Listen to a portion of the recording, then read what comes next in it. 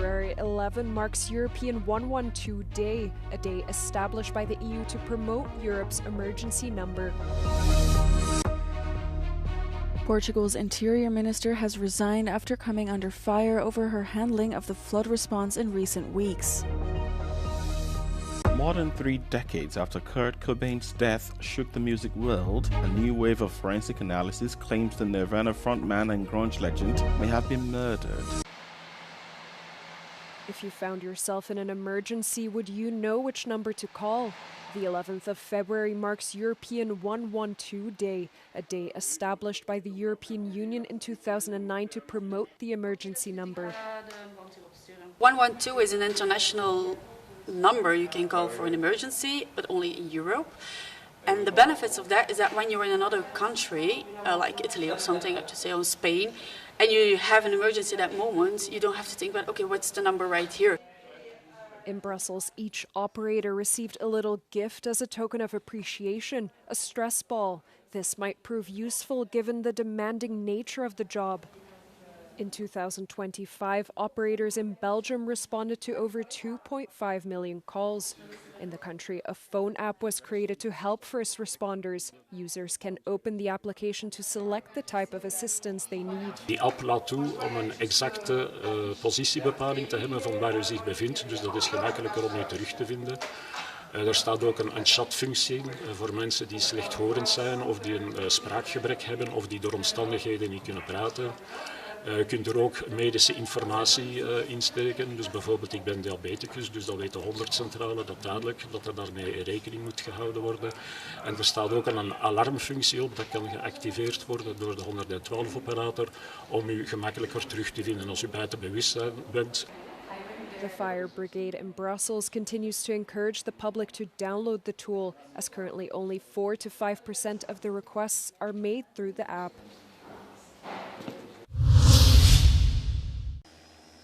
The European Union is setting up a strategy to efficiently detect malicious drones entering the bloc. The Commission presented an action plan on Tuesday in response to multiple incidents that have affected critical infrastructure in countries such as Poland and Belgium. We have seen that drones, they have violated our airspace, disrupted our airport operations and caused also near misses with the civilian aircrafts.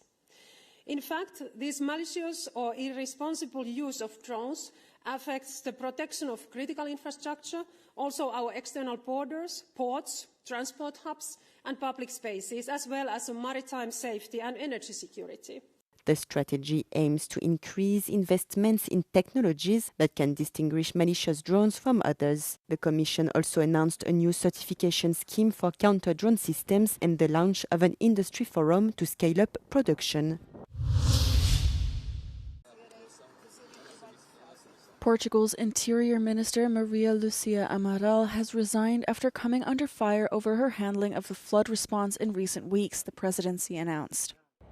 Her position will be temporarily filled by centre-right Prime Minister Luís Montenegro, whose government has come under fire for its response to the 2 weeks of storms that killed at least 7 people and caused an estimated €4 billion in damage. Portugal is still dealing with the aftermath of storms Kristen, Leonardo and Marta. 3,000 people were evacuated in Coimbra on Tuesday night alone due to the possibility of the river dikes collapsing. Wednesday will be another day of heavy rain, with 9 districts under an orange alert. Warnings are also in effect for much of the country due to wind. Portugal is under a state of emergency until mid-February due to unprecedented levels of rain and flooding.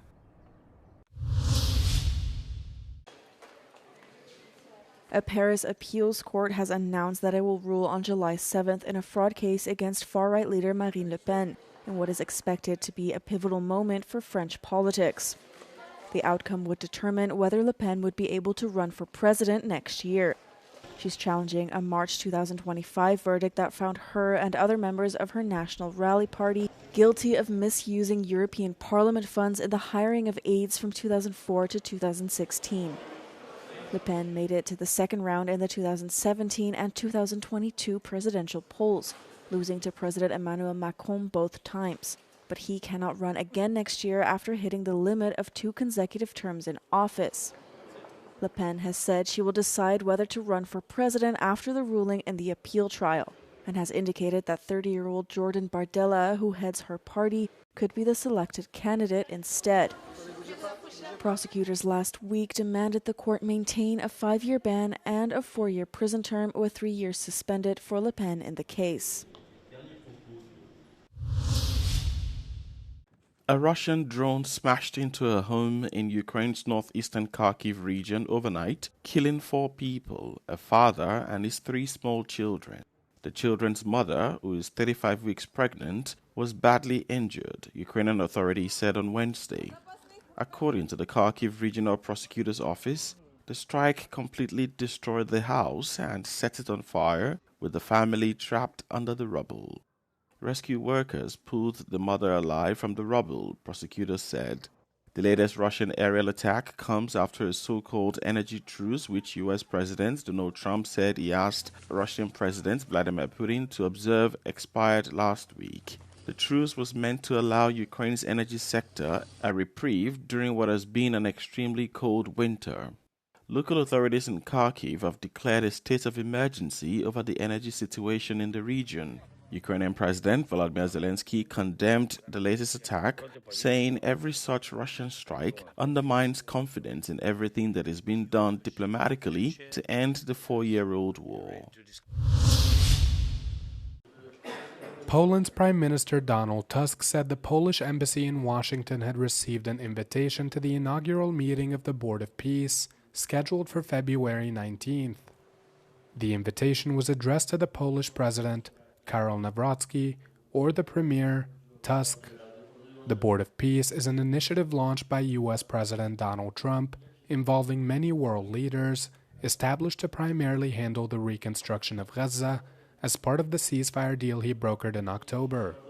Many have joined, but many countries, including France, have declined, saying its ill-defined role challenges UN responsibilities. Tusk said on Wednesday that under the current circumstances surrounding Trump's newly created body, Warsaw will not be joining. The Polish leader did, however, note that his country will analyze its role, and if circumstances change, will be open to joining it in the future. NATO has announced the launch of a new military effort dubbed Arctic Sentry, aimed at improving security in the high north. It comes just weeks after U.S. President Donald Trump threatened to forcefully take Greenland, the semi-autonomous territory of the Danish kingdom, prompting a crisis for the alliance. Most of us in Europe and in the US agree, and in Canada, that there is a lot of value in sticking together. Because NATO is there not only to protect Europe and Canada, but also the United States. I mean, for the US to stay safe going forward, they need a secure Arctic, a secure Europe and a secure Atlantic. And for Europe to stay safe, of course, we need, of course, this close cooperation, transatlantic. A senior NATO military officer pushed back on suggestions that the Arctic Sentry is merely a rebranding exercise to appease Trump. Initially, Arctic Sentry will be the NATO label for national military exercises in the region and does not involve the permanent or even long-term deployment of troops to the region under a NATO banner. European allies hope that the initiative, as well as ongoing talks between the Trump administration, Denmark, and Greenland, will allow NATO to move on from the dispute surrounding Greenland.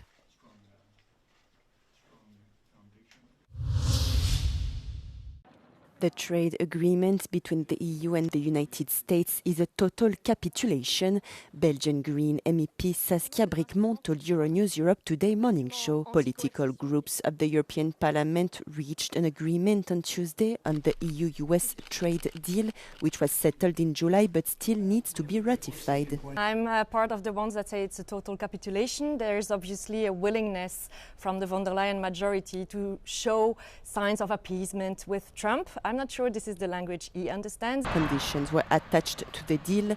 The agreement will expire at the end of March 2028 unless explicitly renewed, and the deal can be suspended in the event the US threatens the territorial integrity of one EU country. There is this kind of de-escalation since Trump somehow is less vocal about Greenland, but I'm pretty sure is not giving up. He has an international agenda. It's pretty clear in its security strategy as well. Brickmont said EU countries have to take their own fate into their hands by investing in clean industries and the green transition ahead of Thursday's EU Leaders Summit focused on competitiveness.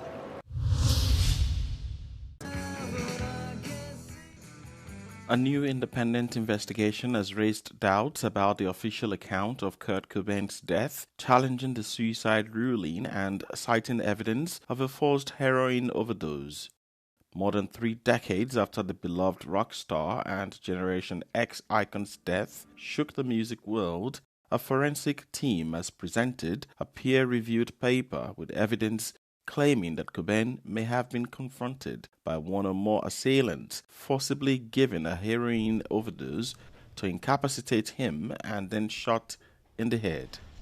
The report also claims that the shotgun found in his hands was allegedly placed in his arms. The latest investigation comes after a 1998 documentary by Nick Broomfield titled Kurt and Courtney ran with these theories, investigating the tragic death and claiming that murder could not be ruled out. Since then, there has been persistent conjecture that Cobain had been murdered, with conspiracy theories citing a supposedly tampered suicide note. Authorities have, however, refused to reopen the case despite mounting evidence and public scrutiny. The Nirvana frontman and grunge legend was found dead in his apartment on 5 April 1994 at the age of 27. His cause of death was ruled to be a self-inflicted shotgun wound to the face, as Cobain had been wrestling with drug abuse and depression for years.